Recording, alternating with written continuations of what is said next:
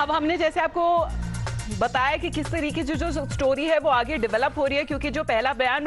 Canada की संसद में जस्टिन ट्रूडो की तरफ से दिया गया था और फिर हमने देखा था कि वो लगातार जितनी जो G7 कंट्रीज है उन्हें अप्रोच करने की कोशिश कर रहे थे, वो चाह रहे थे कि एक स्टैंड भारत के खिलाफ लिया जाए, लेकिन उसमें भी वो नाकामयाब रहे। और अभी एक ट्रैवल एडवाइजरी पता चल रहा है कि इशू करी गई है कनाडा की तरफ से अपने सिटीजन्स के लिए कि भारत के कई ऐसे हिस्से हैं और कई ऐसे जो राज्य हैं वहां पर आप ट्रैवल करने से बचे। यहां पर अभी ऋषभ हमारे साथ जुड़ रहे, क्योंकि ऋषभ अगर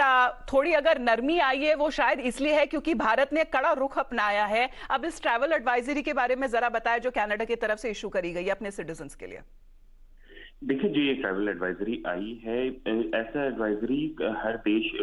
अपने सिटीजन के लिए निकालता है जब वो ट्रैवल करते हैं, लेकिन इस ट्रैवल एडवाइजरी को कल अपडेट किया गया है। इस ट्रैवल एडवाइजरी में अब ये कहा जा रहा है कि exercise extra caution while travelling to India as there is a threat of terror attack throughout India.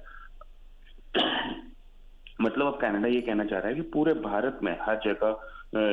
आतंकवादी हमलों का खतरा है,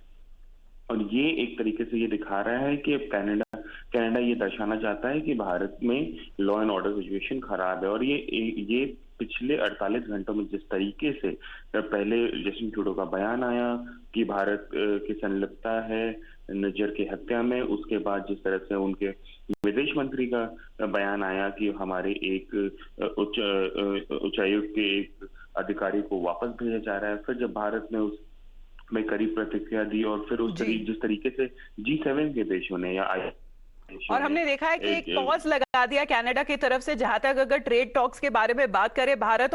अब इतना आगे तक बढ़ चुका है कि सीधे तौर पे अगर कहा जा सकता है कि यहां पर जो नुकसान होगा वो कनाडा का होगा, भारत का नहीं। धन्यवाद आपका ऋषभ हमारे साथ जुड़ने के लिए। But we also talk about